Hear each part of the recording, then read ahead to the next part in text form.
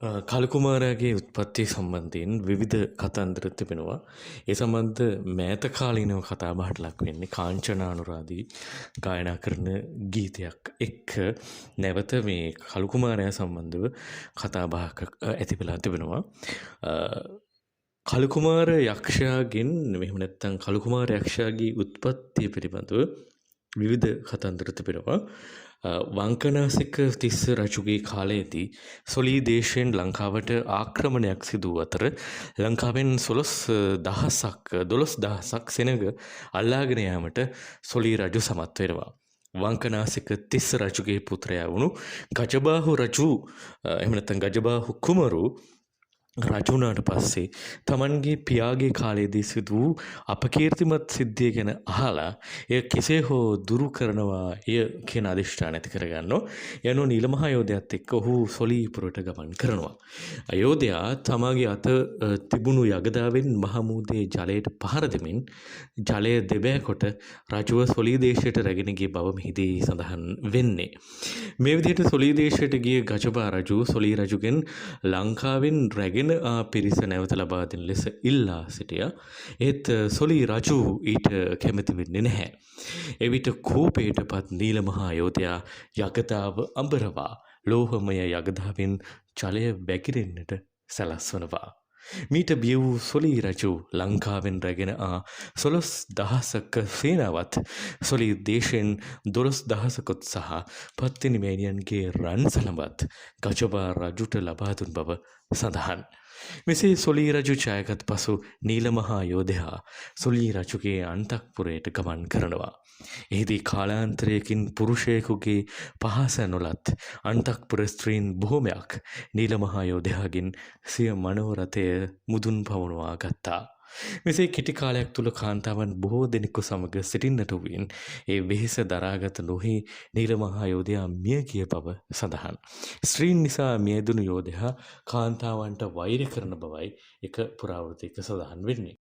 තවත් කාරණාවක් තිබෙනවා මේ කවියක් තිබෙනවා කළුකිරි අම්මගේ බඩේ උපන්නේ කළුනික කන්දේ වාස කරන්නේ කළුගල් ගිනිගල් සේම පෙනෙන්නේ කළු යකුනේ බැසලා දුරගන්නේ කියලා මේ කළුනික කන්දේ වාසය කළ කළුකිරි අම්මගේ බඩෙන් තමයි ජාතක වුණේ ජනිත වුණේ බිහි වුණේ කියන කාරණාව කළුකුමාරයා සම්බන්ධව තිබෙන එක කතාවක්. ඒ වගේම මේ තවත් ඔහු සම්බන්ධ පුරාවෘත්ත තිබෙනවා. මේ මුහුදු 7කට එපිට මහා සාගරයේ මැද කළුගල් දූපතක් තිබුණා. එක රණින් කර වූ මා ඉලුක් විමානයක රතුගල් තලාවක ජීවත් වෙච්ච විජිත කියන රජතුමන්ට දාව කරඬුමානා බිසවගේ කුසෙන් කළුකුමාරයා ජනිත වූ බව සඳහන්. මෙසේ බිහි වූ කුමරු බොහෝ බල සම්පන්න වුණ නිසා දෙවියන්ගෙන් වරම් ලබා ගැනීමටද සමත් වුණා. නරලොව කෙලිපුද පිළිගනු රිසින් කාන්තාවන්ට උවදුරු කරන්නට පටන් ගත්ත බව කවියක සඳහන් වෙනවා. ඒක මෙහිම තියෙන්නේ සත් මුහුදු එදේසේන කළුගල් දූව නොලසින ඊ පිට පැන නැකුණ මා ඉලුක් රන් විමන වැසමින එවිමන වැසවුන් කරඬු බානා බිසවුන් කුස පිළිබඳ උතුන් බිහිව දස එකඩවසකින් කියලා සඳහන් වෙනවා. ඉතින් ඒකම මේ හිමාලයේ උන්නු කුවේණී යකින්නගේ කුසෙන් කළුකුමාර උත්පත්තිය සිදුණු බව තවත් ජනප්‍රවාදයක සඳහන් වෙනවා. හිමාලයේ නිල්මානෙල් වලින් වැසීගත් අපූරු විලක් තිබුණා. ඒ විල අධිපති වූයේ කුවේණී නැමැති යක්ෂණියක්.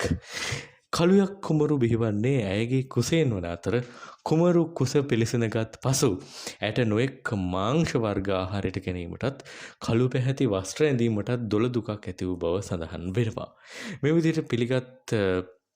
මේ විදිහට පිළිසිඳගත් කුමාරයා පුෂ නැකත යෙදුණු මකර ලග්නය සහිත අමාවකලත් සෙනසුරාදා දිනයක ජනිත වූ බව සඳහන්. ඔහු බිහි වූ පසු කුවේණී යකින්නගේ පියයුරුවල කිරි පෙනුවට රුධිරය මතු වූ බවද පුරාණ උක්තිවල සඳහන් වෙනවා. ඔහු වයසෙන් මුහුකුරා යන්නට වූ විට මිනිසුන් බිය කරන්නටත් කාන්තාවන්ගේ දරුපල නැති කරන්නටත් පටන් ගත් නිසා ඉසිවරුන් විසින් කළුකුමාර යක්ෂයාගේ දෝෂ දුරු කිරීමට පිළියම් ලබා දුන්නා. කළුකුමාර පිදේනිය ආදී වශයෙන් කියවෙන්නේ මෙන්න මේ කාරණාවන්. නිලපුල් සැදී සොඳ හිමල වත්ත මැද කළුගල් පරුවතයක් විය මනනද. එහිවිල් තෙර අධිපති කුවෙනිය ළඳ සුරතල් දරූපතක් පැමි නුනු සඳ. දොලක් මෙලෙස්ස කුවෙන් නිට හටගත්තේ නොයෙක් සිරිමස් වූදිනට විත්තේ. වතක් එ කළු පැහැ අඳිනු කැමැත්තේ මෙලක්ෂණෙන් දොල පසුවිය නිත්තේ. දිනෙන් දිනට පසු වෙමින් සත්මස තදින් කුසේගිනි විලිසෙල්ලුණු කුස. මෙවන් තනේලේ එරෙමින් නොවලස උපන් මොහොත දැන කිව්වෙමි ඇති ලෙස කියලා කවියෙන් සඳහන් වෙනවා. තවත් මේ පාළුගෙවල් මං අතරේ සිරියා සෝලු ලියගෙන සුරතින් දරායා මාළු බැදුම් අමු මස් දොල ලබායා යාළු කළු කුමරු කළ ලෙඩ හරියා කියලා සඳහන් වෙනවා.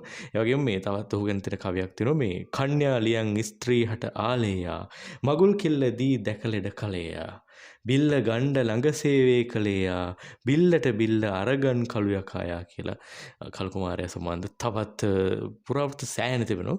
කවි තියෙනවා ඇවිදින් කළුයක්කු සවිගත් ඇවිදින් කළුයක්කු සවිසත බිය කර මෙලෙසින් අගනන් දරු පල නැති කර නොලසින් රංකිරි පෝයින් වනහර පවසං මේ දොල දුන් හැටි රුසිවර කියලා සඳහන් වෙන.